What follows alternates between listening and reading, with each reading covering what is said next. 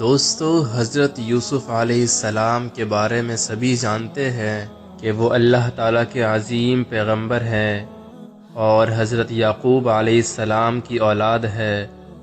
جب نبی کریم صلی اللہ علیہ وسلم سے پوچھا گیا کہ کریم یعنی عزت والا کون ہے، تو آپ صلی اللہ علیہ وسلم نے فرمایا، کریم بن کریم بن کریم بن کریم، یعنی یوسف بن یعقوب بن اسحاق بن ابراہیم علیہ السلام۔ مطلب یہ کہ نبی بن نبی بن نبی بن نبی۔ یہ یوسف علیہ السلام کی شان ہے کہ خود بھی کریم، باپ بھی کریم، دادا بھی کریم اور پردادا بھی کریم۔ اس سے بڑھ کر عزت افزائی کیا ہو سکتی ہے؟ یہ ہے حضرت یوسف علیہ السلام کی شان۔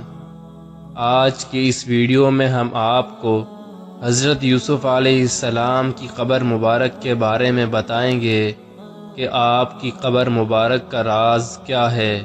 ویڈیو بہت دلچسپ اور معلوماتی ہونے والی ہے، اس لیے ویڈیو کو آخر تک لازمی دیکھیں۔ فلسطین کے مغربی کنارے پر ایک شہر آباد ہے جسے شہر نابلس کہا جاتا ہے۔ اس شہر میں ایک مقام ایسا ہے جہاں پر 50 سالوں سے یہاں کے یہودیوں اور مسلمانوں کے درمیان ایک جنگ چھڑی ہوئی ہے۔ یہ جنگ اس شہر کے لیے نہیں بلکہ ایک مزار کے لیے ہے۔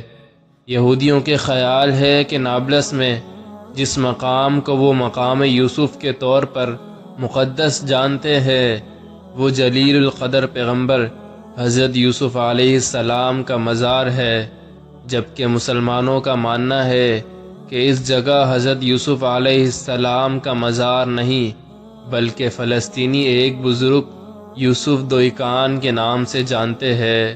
1968 کی جنگ میں اسرائیل نے اس جگہ قبضہ کر لیا تھا اور اسرائیل کے قبضے کے بعد یہ جگہ یہودی آباد کاروں کا مرکز بن گیا۔ 1986 میں قابض اسرائیلی ریاست نے اس مقام پر ایک یہودی مذہبی اسکول قائم کر لیا جس میں تورات پڑھائی جانے لگی، اور 1990 میں اس مقام کو، جس کو یہودی حضرت یوسف علیہ السلام کے قبر مانتے ہیں، اس کو ایک فوجی کی چوکی میں تبدیل کر دیا اور اسے یہودی وزارت مذہبی امور کے حوالے کر دیا۔ لیکن مورخین یہودیوں کے اس دعوے کی تردید کرتے ہیں اور ان کا کہنا ہے کہ نابلس میں موجود قبر 200 سال سے زیادہ پرانی نہیں ہے، اور بعض تاریخی دستاویزات سے معلوم ہوتا ہے کہ یہ قبر اسلامی دور خلافت میں بنائی گئی ہے۔ یہودیوں کے لیے یہ مقام انتہائی اہم اور مقدس ہے جہاں یہ لوگ عبادت کرتے ہیں، لیکن اگر مسلمانوں کے مطابق یہ قبر حضرت یوسف علیہ السلام کی نہیں ہے تو پھر حضرت یوسف علیہ السلام کی قبر کہاں پر ہے؟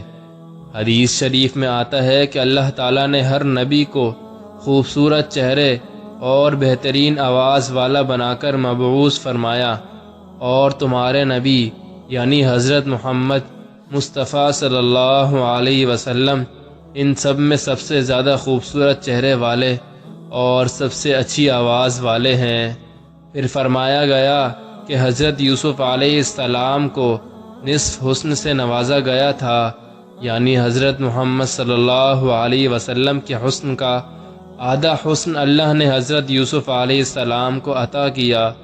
حضرت یوسف علیہ السلام کے قصے کا ذکر قرآن میں ہے کہ کیسے آپ کے سوتیلے بھائیوں نے آپ کو حسد کی وجہ سے کنویں میں ڈالا، اور کیسے آپ اس کنویں سے نکل کر مصر کے طاقتور وزیر کے عہدے تک پہنچے۔ حضرت یوسف علیہ السلام حضرت یعقوب علیہ السلام کے فرزند تھے اور بنی اسرائیل کے انبیاء میں سے تھے۔ آپ نے ایک خواب دیکھا جس کا ذکر آپ کے والد یعنی حضرت یعقوب علیہ السلام نے اپنے دیگر بیٹوں کے ساتھ کرنے سے منع فرمایا۔ جب آپ مصر پہنچ کر عزیز مصر کے گھر میں قیام پذیر ہوئے تو عزیز مصر کی بیوی آپ پر ہر طرح سے فدا ہو گئی تھی اور اس نے آپ کو غلط کام کرنے کے لیے اپنی طرف راغب کرنے کی کوشش بھی کی تھی، مگر اللہ نے آپ پر برہان عطا فرمایا اور اس گناہ سے آپ کی اس وقت حفاظت کی۔ اس کے بعد آپ کو جیل میں قید کر لیا گیا۔ اللہ سبحانہ و تعالی نے آپ کو نبوت عطا فرمائی۔ آپ خوابوں کی تعبیر بھی جانتے تھے، اور آپ نے نبوت پر فائز ہونے کے ساتھ ساتھ چند سال تک مصر پر حکومت بھی کی۔ آپ نے اپنے والد اور اپنی والدہ اور اپنے تمام بھائیوں کو مصر بلوایا، اور وہ آپ کے ساتھ مصر میں قیام پذیر رہے۔ قرآن میں ایک سورہ کا نام بھی سورہ یوسف ہے، جس میں آپ کے حالات زندگی تفصیل سے بیان ہوئے ہیں۔ حضرت یوسف علیہ السلام کی عمر 120 سال تک بتائی گئی ہے، اور کہا جاتا ہے کہ آپ فلسطین میں دفن ہوئے، لیکن آپ کی قبر مبارک فلسطین میں نہیں بلکہ دریائے نیل میں تھی۔ اب حضرت یوسف علیہ السلام کو دریائے نیل میں کیوں دفن کیا گیا، اس کے پیچھے دلچسپ داستان ہے۔ روایات میں آتا ہے کہ حضرت یوسف علیہ السلام کی وصال کے بعد آپ کے چاہنے والوں میں اختلاف ہو گیا کہ حضرت یوسف علیہ السلام کو کہاں دفن کیا جائے۔ مصر کے عوام کا آپ سے محبت کا یہ عالم تھا کہ ہر کوئی یہ چاہتا تھا کہ سیدنا حضرت یوسف علیہ السلام کو ان کے محلے میں دفن کیا جائے، تاکہ ان کے محلے میں خیر و برکت رہے۔ آخر میں اہلیان مصر اس بات پہ راضی ہوئے کہ آپ کو دریائے نیل میں دفن کیا جائے، تاکہ دریا کا پانی آپ کی قبر مبارک کو چھو کر گزرے اور تمام مصر والے اس پانی سے برکت حاصل کر سکے۔ اس لیے آپ علیہ السلام کے جسم مبارک کو سنگ مرمر کے صندوق میں بند کر کے دریائے نیل میں دفن کر دیا گیا۔ تفسیر ابن کثیر رحمہ اللہ تعالی علیہ میں سورہ شعراء کی تفسیر میں امام ابن کثیر رحمہ اللہ تعالی علیہ لکھتے ہیں کہ حضرت محمد مصطفیٰ صلی اللہ علیہ وسلم نے فرمایا، جب حضرت موسیٰ علیہ السلام بنی اسرائیل کو لے کر چلے تو راستہ بھول گئے، 1000 کوشش کی لیکن راستہ نہ ملا۔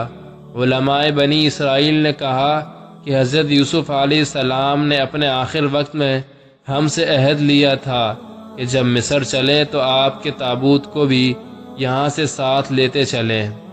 حضرت موسیٰ علیہ السلام نے ان سے فرمایا کہ تم میں سے کون جانتا ہے کہ حضرت یوسف علیہ السلام کی قبر کہاں ہے؟ سب نے انکار کر دیا کہ ہم نہیں جانتے، ہم میں سے ایک بڑھیا کے سوا کوئی بھی آپ کی قبر سے واقف نہیں ہے۔ آپ علیہ السلام نے اس بڑھیا کے پاس جا کر فرمایا کہ مجھے حضرت یوسف علیہ السلام کی قبر دکھاؤ، تو اس بڑھیا نے کہا کہ ہاں میں دکھا دوں گی، لیکن پہلے اپنا حق لے لوں۔ حضرت موسیٰ علیہ السلام نے فرمایا کہ تو کیا چاہتی ہے؟ تو اس نے کہا میں چاہتی ہوں کہ جنت میں آپ کا ساتھ مجھے میسر ہو۔ آپ علیہ السلام پر اس کا سوال بڑا بھاری پڑا، تو اس وقت وحی آئی کہ اس کی بات مان لو، اس کی شرط منظور کر لو۔ وہ بڑھیا آپ کو کوئی جھیل کے پاس لے گئی جس کے پانی کا رنگ بھی تبدیل ہو گیا تھا، اور اس بڑھیا نے کہا کہ اس کا پانی نکال ڈالو۔ جب پانی نکال دیا گیا تو زمین نظر آنے لگی، تو اس نے کہا کہ اب یہاں کھودو۔ کھودنا شروع کیا تو ایک قبر ظاہر ہوئی جس میں ایک تابوت رکھا ہوا تھا۔ حضرت موسیٰ علیہ السلام وہ تابوت نکال کر اپنے ساتھ فلسطین لے گئے، اور حضرت اسحاق علیہ السلام اور حضرت یعقوب علیہ السلام کے برابر لا کر ان کو دفن فرما دیا۔ محترم دوستو، حضرت یوسف علیہ السلام کی قبر مبارک آج بھی ایک راز ہے۔ کئی مسلمان دانشوروں کا خیال ہے کہ آخری پیغمبر حضرت محمد صلی اللہ علیہ وسلم کے سوا باقی کسی کو بھی حضرت یوسف علیہ السلام کی آخری آرام گاہ کا کوئی ثبوت نہیں ملتا۔ ان کے ناموں کی جو قبریں موجود ہے وہ ان کی آخری آرام گاہ ہونے کا حاکمی ثبوت نہیں ہے۔ حضرت موسیٰ علیہ السلام نے حضرت یوسف علیہ السلام کی وصیت پر ان کی باقیات مصر سے فلسطین منتقل کی تھی، مگر اس کا ٹھوس ثبوت نہیں ملتا کہ وہ کہاں ہے، اور نہ ہی ان کی قبر کی جگہ کا تعین ممکن ہے۔ اب اس میں اللہ کی کیا حکمت ہے، اس کا علم اللہ کے سوا کسی کو نہیں ہے۔ دعا ہے کہ اللہ ہمیں بھی جنت میں رسول کریم صلی اللہ علیہ وسلم کا قرب نصیب فرمائے، آمین۔ دوستو، امید ہے کہ یہ ویڈیو آپ کے لیے بہت زیادہ معلوماتی رہی ہوگی، اور بہت کچھ سیکھنے کو ملا ہوگا۔ ملتے ہیں انشاءاللہ اگلی ویڈیو پہ، تب تک کے لیے اللہ حافظ۔